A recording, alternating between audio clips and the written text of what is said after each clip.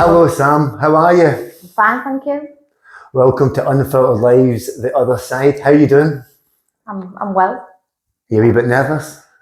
Not really, no. No? Just digging up a bit of the past, I suppose. It's Uh-huh. a bit more, going back to them feelings and that again. Yeah. How does it feel then to be on camera? You're just about to talk about your experiences. Yeah, it's quite good really, because I think it'll help other people as well. Uh-huh. Just how far we've come Uh-huh. as a couple as well. So you've said we've come. So I know that you are married to one of my very close friends in the fellowship. Yeah. And we are going to talk about your experience and how you've gone through this addiction and mental health, and how you've gone through this man with him, and how you were coping back then when he was going through all this. Yeah. Sam, welcome to Unfiltered Lives, the other side. As I've already said, it's great to have you on the podcast. Tell me a wee bit about yourself. Tell me where you were brought up. Tell me a wee bit about your background and your family. Yeah. So I grew up on Roseworth, which is where I still live today. With mum and dad. I've got two brothers who are younger than me. I'm the oldest. And I've got a son as well and a grandson recently. So yeah. So you're born and bred Stockton then? Born and bred Stockton lass. Yeah. What about your mum and dad? Have you always been close to them? Yeah, so mum and dad have always been very supportive with like me, and my mum had me and my brother with my dad, and then they divorced, and then she had my younger brother like quite a few years later. So yeah, mum and dad, my dad had mental health problems. Back in the day it was known as manic depressive, so I kind of grew up with being the child of a person with mental health problems, which was quite difficult at times, seeing dad really unwell. But in terms of the marriage and them as parents to me, I had everything. Did you? Yeah, very, very supportive, loving, spoiled. Yeah, and still do to this day. Still have a good relationship with mum and dad. Schooling, just normal schooling? Yeah, normal school. Went through seniors, had a bit of bullying at seniors, which kind of made me come out my shell quite a lot. I could always stick up for myself, but kind of, I still say to this day, because of that turmoil I probably went through at the time with older girls, it kind of shaped me into who I am today, where I don't take no crap off anyone, and it's kind of like I'm quite feisty that way. And I think that's because of like the school where I went and that kind of thing. But do you think that bullying has played a part on your life? Yeah, definitely. It kind of made me more get stuck in first, where I think if I hadn't have gone through that, I would never have done that. Where it kind of changed my personality, not my personality, but my confidence probably, where I wouldn't kind of put up with no crap, and it just kind of went that way. So more resilient. Yeah. Left school at I was like the youngest in my year, so I left school at like 15, and I was fully pregnant, full term pregnant. You're full term? Yeah. So I met like Wesley when I was 14. Wow. But I had my eye on him when we were 13. Got together when we were 14. What? Tell me what that feeling was like when you had your eye on him. So you must have fancied him before then? Yeah. So you must have fancied him at 13 or something like that? Yeah, you had your eye on him? Yeah. I can still remember the coat he wore. Can you really? What was the coat like? It was a beige coat, and I think it had some kind of like an aeroplane or something on the back. But I used to watch him in the dinner line.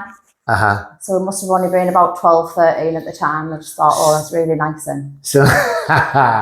So you've had your eye on him then, and when did you start courting? And when did you start dating? So we started like knocking around with probably the same kind of group. And that's when I got like a bit more closer to him and kind of fell in love with him, I would say. Did you but really? people are like, oh, you're too young to fall in love and all this. But no, I just remember like him feeling the same as well, and it was really strong. Like there was a really strong connection with us, and we really fancied each other. And then he used to always say like, oh yeah, I really like this lass, and you know she is, and that kind of thing, you know, and giving me like hints and stuff, and then we just kind of got together. Yeah. So 14-year-old. 14, yeah. And what did your parents think of Wesley? Oh, I loved him. Still do. Yeah. Idolise him. Did they really? Just welcomed him into the family. All my family did. My nan and granddad, my brothers, my aunt, uncles. He just came into the family and was just welcomed, and he's still like that to this day. Yeah, and nice. You fell pregnant at what age? I'd just gone 15 when I fell pregnant. Just gone 15. And what did that feel like? I'm still very young. Yeah, so we were together a year when I fell pregnant. And I kind of knew before I was even I should have known. It must have been just my body telling me something was different. So I went and got a test with Wes's sister. And I was pregnant. And I just remember thinking, oh shit, you know, what am I going to do? I always thought I was kind of mature and more grown up for my age. Obviously, I wasn't. But in my head, I thought, oh, you know, I've got this. And, you know, there was no kind of hesitation of, you know, I was having this baby and I was going to bring him up. We were going to bring him up. Kind of made my decision and ran with it. Yeah. And never looked back. And I was quite strong-headed in terms of thinking, you know, he's my baby. I'm going to do this. I'm going to look after him. I'm going to bring him up. And that's what I did. At such a young age to be that level-headed. Yeah. And what about Wesley in all this? Was he quite level-headed or what was? Yeah, so he's always stuck by me. And like even the earlier days, he was like kind of, you know, it's your choice and that kind of thing. But he was right by my side all the way. Never left me. Never left me, provided for us, even when he was only 16 himself. So I was like 15, nearly 16. Wes was already 16, and he kind of started working little part-time jobs just to kind of put nappies on the baby, and he'd work all day, come up on a night to see our son and spend time with him. And it was hard, but it was nice times, difficult times, but it was just kind of, even though that my path wasn't supposed to go that way, I loved every minute of it. Like when it happened and I thought, this is where I'm supposed to be. This is your path. This is my path. Is your destiny. You be a mum. Yeah. Tell me when you had a drink. When was the first time that you had a drink? Or did you even like me drinking? Or me drinking? Yeah, so kind of when we grew up in the early 90s, it was kind of like your friends were down the park drinking. I didn't really do that very much. I done it now and again if I'd gone on with friends, like the mum and dad had gone out and get the, you know, the spirits out. And I remember getting absolutely bladdered one night. But no, not like I didn't really stay with that friendship group because I had Liam, so it was kind of like I was bringing him up, so I kind of fell into that like mother role and kind of lost connection with all my school friends. I had a few who still came around, but so I didn't really like go down the park and drink. Could you always control him drinking? Yeah.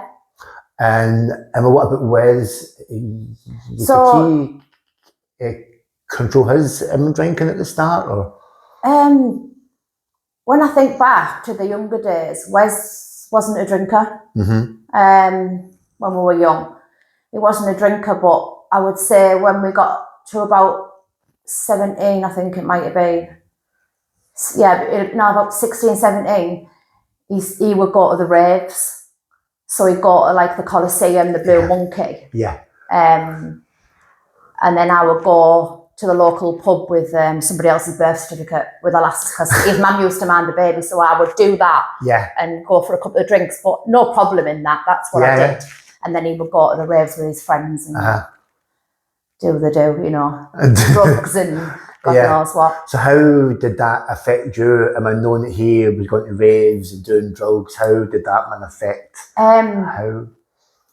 I used to be a bit kind of jealous sometimes, because I used to think, because I'd had a baby and I was body conscious anyway, and my body had changed massively, and these people were going to the raves and there was young lasses there without kids and they were all off the heads kind of thing, yet I wasn't into drugs. So for me it kind of, I was thinking like, he's going, he's dancing, and I know what ecstasy makes you feel like. You want to be with someone, and that's kind of like what I got told. So I always felt quite jealous, but I just thought, you know, that's what he likes to do and that's his time with his friends, and this is what I like to do with my friends. So it's kind of like that. But I remember when I still lived at home and I had obviously had the baby, he'd started lying about that he was gone out all night, and then he'd come up the next day with eyes like saucers, and then he'd fall asleep.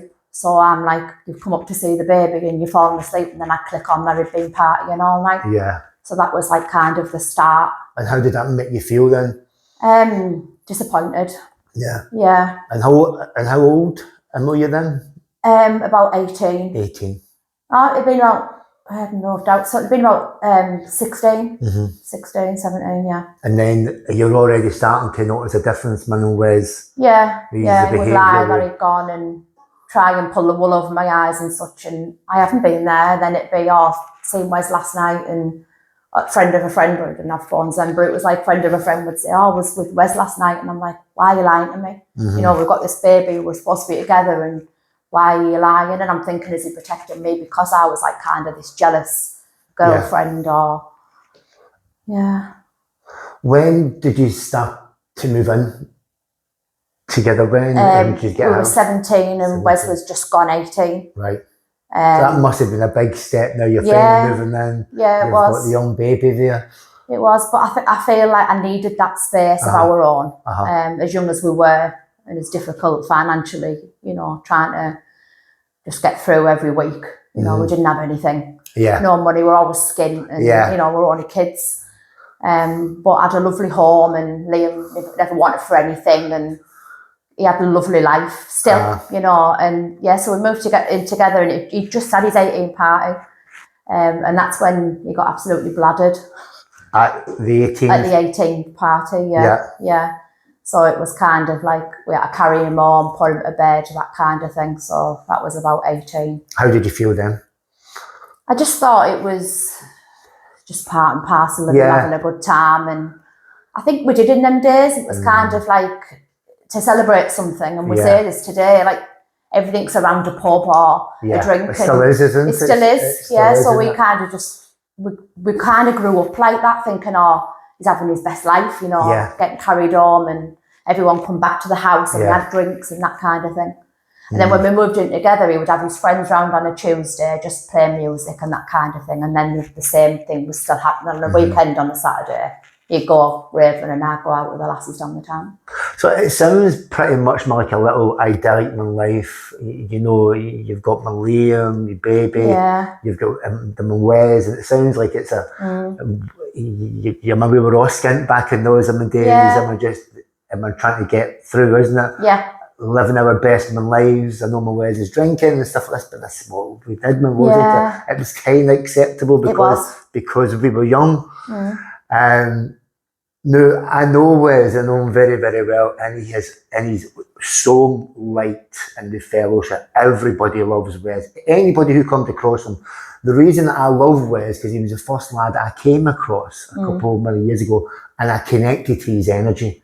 He's just got this pull about him. He's such a character. Yeah. And I would imagine he's had that from an early age. Yeah, definitely. Yeah. I think over the years as well, he's always been like an amazing husband and an amazing father. And I can't ever say anything other than that.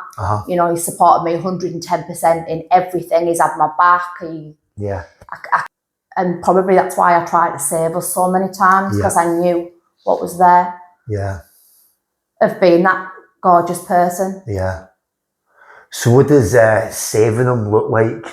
What does that, what Yeah, does that so look like? it would, When did the wheels start to kind of fall off? When do you remember that the wheels started to just gently come off? Or yeah. When I thought about this last night, and I would say about early 20s, it kind of, life looked like where if, and me as well, we would go out, you know, have a good scoop, and we've done this for many years, like, not so much in the earlier days together, because like I said, we were quite separate in what we did.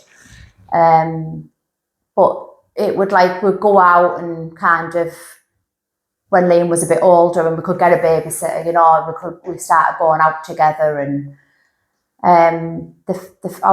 what I can think and remember is when he was about 21, 22, he'd gone,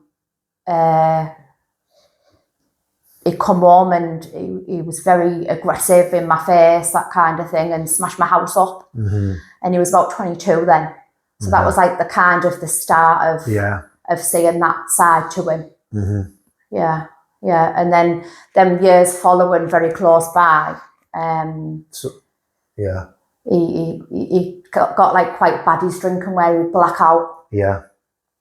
And how would that make you feel when you blank out? Would you be scared? How did that make you feel with that? Yeah, so it would, if we'd gone out together, or I used to be like, again, disappointed, because for many years it was like we would go on a night out and he would get just totally, you know, arseholed. I was going to use that word, arseholed, yeah. Where he'd even sneaky drink behind my back thinking I couldn't see him, shots a lot, and I could see him, you know. Yeah, so it would be like a lot of that going on, but I was doing it with him, so, you know, it was kind of normal again. And you're still young again, aren't you? I'm still young, and that's what, like, when Liam got a bit older and we had that, like, it was like nice for us, because it was like, oh, now we can finally start going out together as a couple, and, you know, we can go for a drink and we can do this and go out with our friends, because we kind of never done it back then. So it was kind of like a new thing we hadn't kind of experienced together. But then, like, the early 20s, he was still taking drugs when he was going out.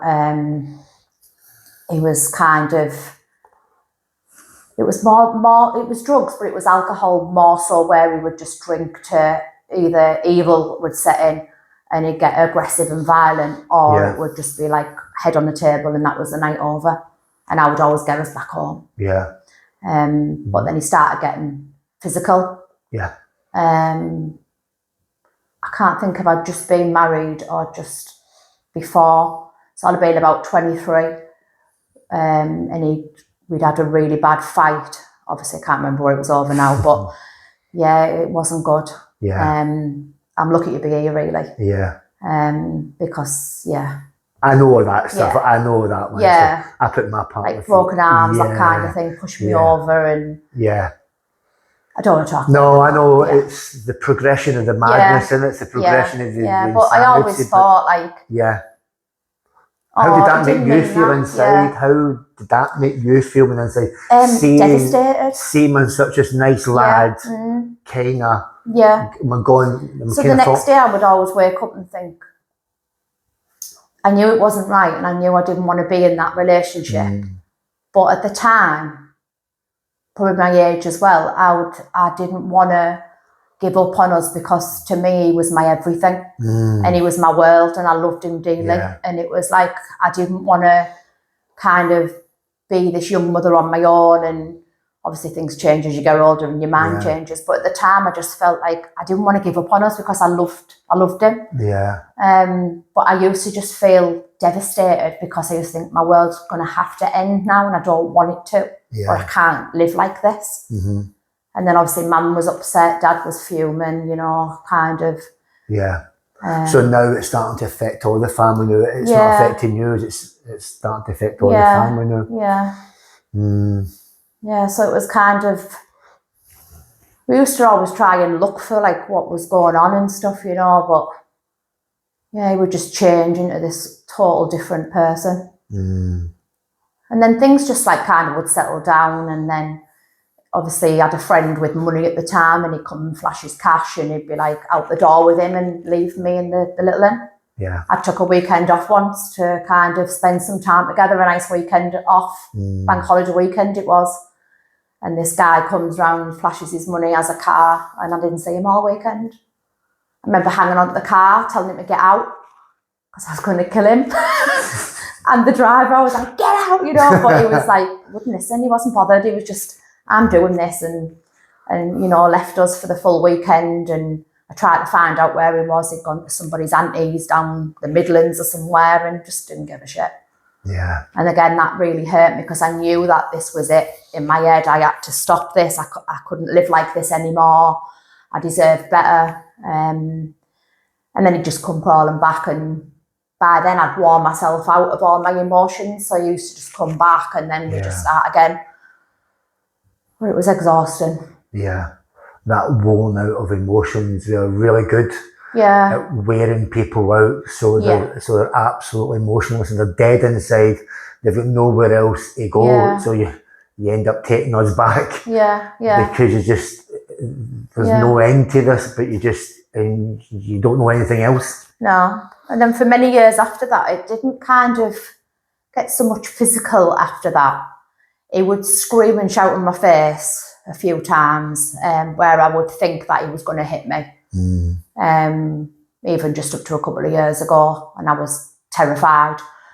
I give as much back because I am gobby, but I knew where to draw the line, kind of thing. And so life just kind of settled into going out. Would get bladdered. We tried everything other than do this, do that, try this, try that, drink absolute away, and that kind of thing, and nothing ever changed. You just try and... we used to just go out together, get arsehole, come home, and that was it. But we could then, it was like a drink, a Palmore, and bed. Yeah. That was it. Tell me about the last bender. Prior to the couple of month prior, leading up to this, I'd noticed Wes had started kind of taking cocaine again. He would lie that he'd had it and that kind of thing, and then he'd pull it out and pretend I forgot that he'd done that. And the cocaine was kind of getting not out of control where he was doing it all the time. It was just if we went out, I knew that's what would come with it. So I either had to accept if we were going to go out, it was going to be like this, or kind of stay in. And I was like, well, I don't really want to stay in. So then that kind of went on. And I couldn't bear it. He wouldn't pay £100 for a pair of jeans, but he'd pay £100 for that crack. And it used I used to say, like, why are you doing this? And then he'd lie blue in my face. I haven't took anything. And I was like, you've took it. I'm not stupid, been with you that long. I know the changes. So he would deny it all. And then, like I said, the last bender, I'd gone abroad for surgery, and I had to quarantine for 10 days. So Wes had already kind of planned what he was going to do while I was away. So he was going to go to the Borough match on the Thursday, go out with his mum on a Thursday, go to the Borough match Saturday, and that's all he kind of had planned. So then obviously I went, and I felt a bit disheartened, because it was as if like, oh, Sam's away. He was with his mum, my mum, my stepdad, and they were all cheers and that kind of thing. And I probably felt like, oh, it's cheers, like got rid of Sam kind of thing, It's like, she's not here, so, because I was always the demon. I was always like the controlling wife, girlfriend, and under the thumb. But really, I was just trying to kind of save him. We like to portray that. Yeah. So I was always like looked at that person. And then, like I said, when I went away for surgery, he went out on the Thursday, and that's all he can remember. So he was on the shots, head on the table, flat out. But because I wasn't there to kind of help getting home and put a stop to it like I would always do, he just continued and partied till the Monday morning. He'd gone to his brother's, and he just went on an absolute 4-day bender. We had the same bank account, so I could see from the bank account that there was like hundreds of pounds going out, like just purely on cocaine and beer. So you knew, and Wes was always a 6-pipe man and arsehole in bed. So I knew that it was out of control. Tried to get in touch with him, he wouldn't answer the phone. I'm in quarantine. in a tiny little room. Yeah. Felt like banging my head off a wall because I wasn't in control of anything. Or him, kind of in a good way. He just wouldn't answer the phone. He answered the phone once and he was just an ass, talking the way he was, you know, like kind of wouldn't listen to what I was trying to like guide him, and just wouldn't listen to me. And I just, when I was in quarantine, I had this like strange feeling where at the age I was 42, 43, and I just knew this was it. And from previous months, he chipped away at me and chipped away and chipped away. And as much as I love him and, you know, all the world, like I always have done, I knew this was it. Yeah. And I just thought to myself, I'm not putting myself through this anymore, and I'm not living like this anymore. So I kind of already made that decision that how I would be divorcing him. I've had enough, I'm out of it. So his mum made him ring me on the Monday morning because he turned up at her house off his nut.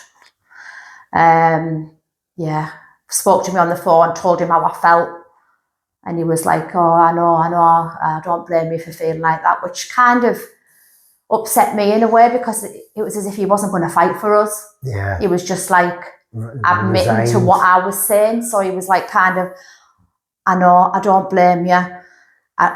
You're right for how you feel, and I don't blame you, darling. You know, it's the right thing. And I was like, oh my God, like it was hard to hear that from him as well. And I was thinking, this is it, it's over. Yeah. It was very difficult. So he's resigned himself now to you leaving now. He's massively, he's been chipping away at you and he's fucked up, hasn't he? He's proper and that was it. up I now. just thought, I'm not living like this. Not doing it. How did that feel when you're in the room, in that quarantine room? He's out in the session and you check the bank account and there's money going. How did that feel? Remember, I just felt angry. I felt frustrated. I felt as if, like, my mum had my back as well. She was like, he's out of order for doing this, where normally everyone would, oh, it's only Wes is all right. Leave him, he's no bother. Yeah. That's all I ever used to get. He's no bother, Wesley. He's no bother. But I was living this, and it was my life, and it was like under my roof, and I just felt angry. I felt let down. You know, at this time in our life, how can he still be doing this to me, and how can he make me have to make these decisions when I just want a nice, quiet life of just. You know, like going to bed early and having a hot cocoa. Because obviously, like, my drinking days have kind of stopped at the same time because I had surgery. I can't no longer drink like I used to. I'll have a couple of shandies if I do go out. So we kind of went into it like together. But yeah, just angry, pissed off, hurt. Hot. Very hurt. So we know Wes has just got 3 years sober. Yes. 3. And that is some achievement. I mean, isn't it?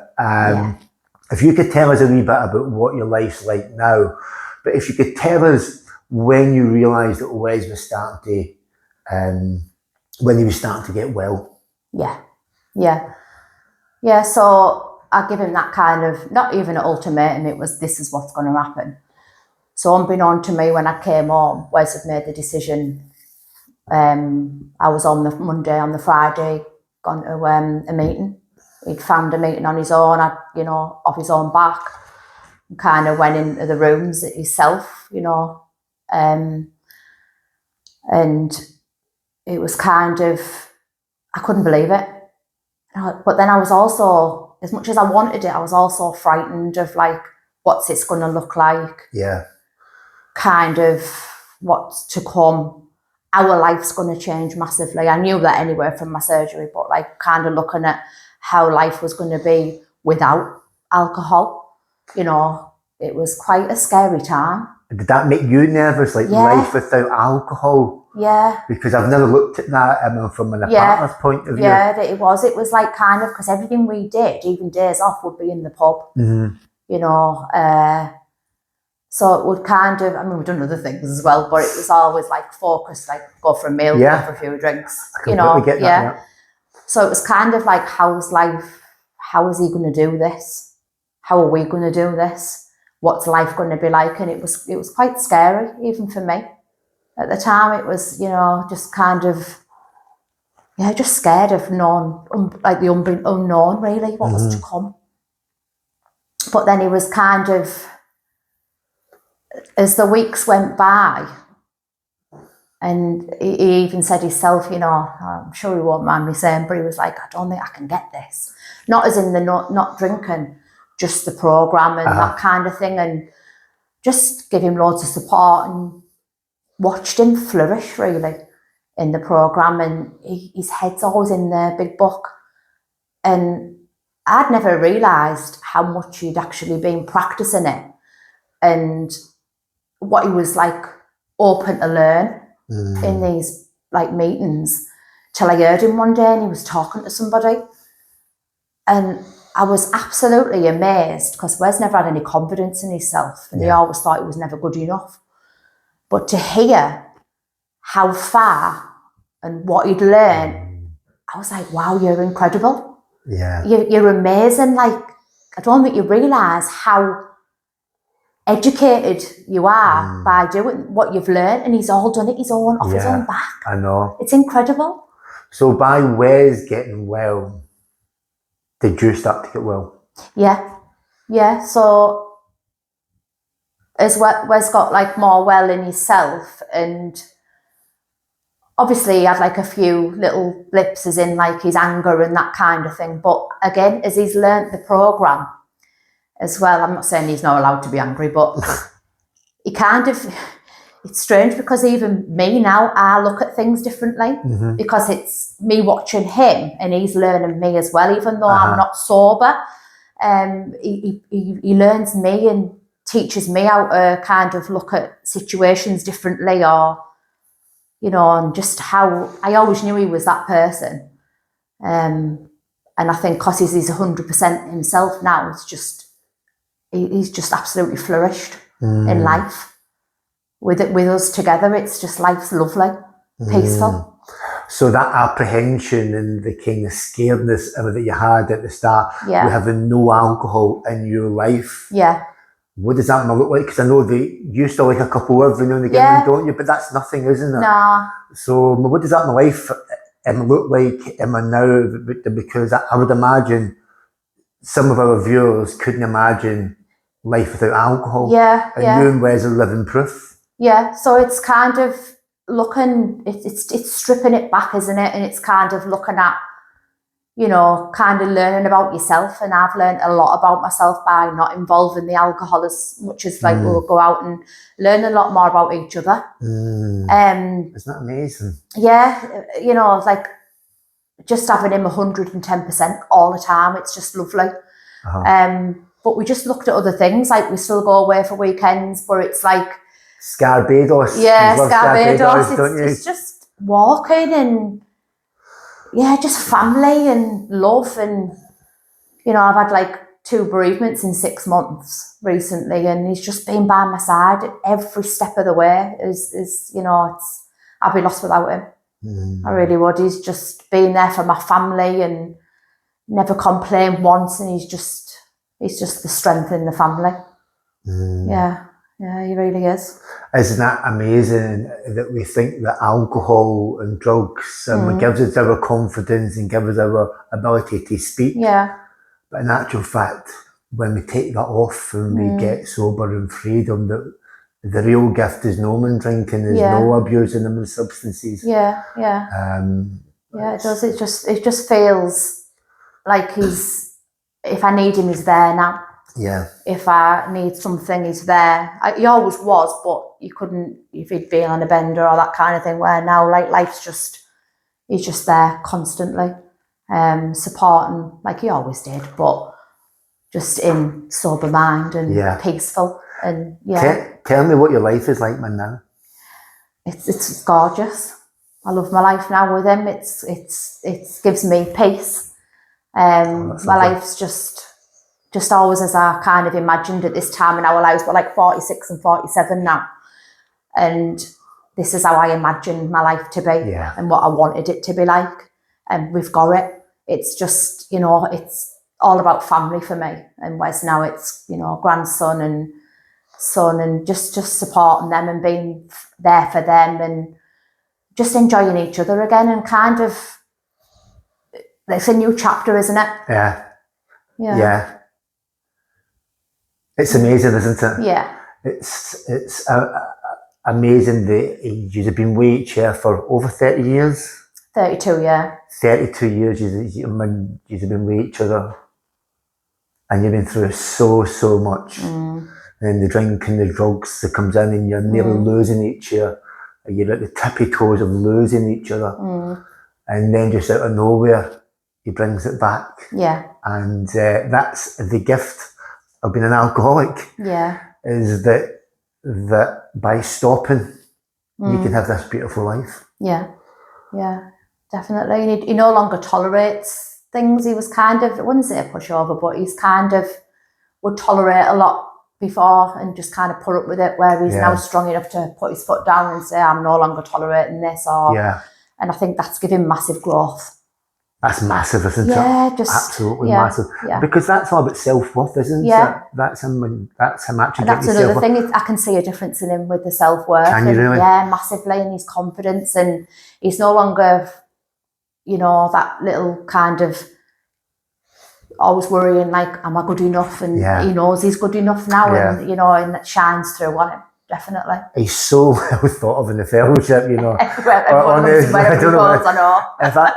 I had 10% of his energy and his characteristics, honestly, I think the most men would be wanting what Wes has got. Yeah. And it's genuine. I know it is. Very genuine. That's what you see, is what you get all the time. He's not putting it on, I promise you. I can imagine. Tell me what you would say to the Sam of the past. Tell me what you would say. Oh, wow. Just take your time and think of it. Some of the past. I don't know, because I've always been kind of headstrong that way. So I've always, I suppose, just known that when I do get in my 40s, I will have that peaceful life and kind of enjoyment and Wes just all the time, you know, rather than the 60-40 Wes. It was just like the 100% Wes all the time. That's what I've kind of would tell myself. I will get there, you know, he will get there eventually. That's what I'd probably tell myself. What would you say to a young Wes of the past? Oh, that's difficult, isn't it? I don't think he would have listened to me, wherever I'd have said. Good answer, though. Yeah, I either just wanted to do what he wanted to do. Because I did try and guide him, and I did kind of keep us on the right path, but so I don't think he'd listen. Sam, I honestly think that if you weren't as strong a character as you were, and if you didn't hold him and love him as much as what you've absolutely done and adored him, he probably wouldn't be here, as most of us wouldn't be here, having that strong person in our lives. Thank you ever so much for this interview. It's been an absolute privilege. Can I have a hug? Thank you. Yeah. Thanks. Thank you. I enjoyed that.